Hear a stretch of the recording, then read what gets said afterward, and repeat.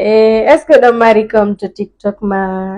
Bien sûr, mais dans mari page, mais dans mari compte TikTok. On dans TikTok mo fonctionne. Bien sûr. Sonji mo nimbuy no to. Sonji amen no ton capaz andaga di son fo no ton sa windi petit officier ayi. D'accord. On page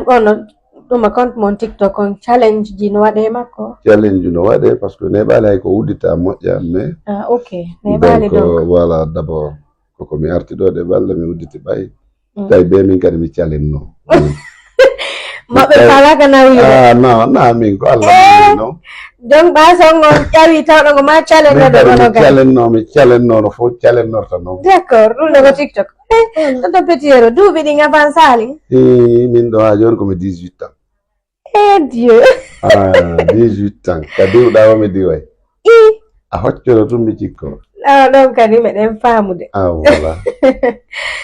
donc sini faami wala noon haysi on waɗi ɗo 25 ans monde carrière on continue a yimugol non ɗum ɗon ko Allah joginami ko mi souhaita ɗum ɗon fof par ce que sago an si Allah muuyi mi waɗay ko buy faala kadi mi prometal noon hay e goto mais sago an mi waɗay ko buy faala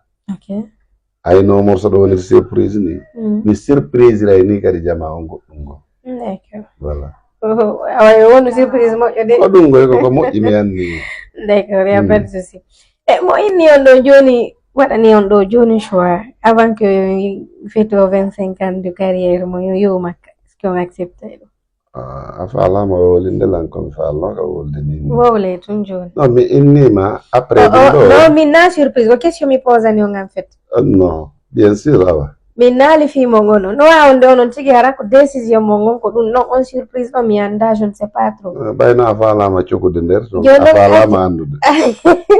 non nomi faala andugol si goɗɗo a wawata andude surprise mom faala na surprise mo ngon en fait question ngan on son jentike mon gasa on faama mo tawi noon hawri surprise mo ngo telen to yaari hara min mi anda ɗum ɗo ɗin komi inni si goɗɗo ni ari arde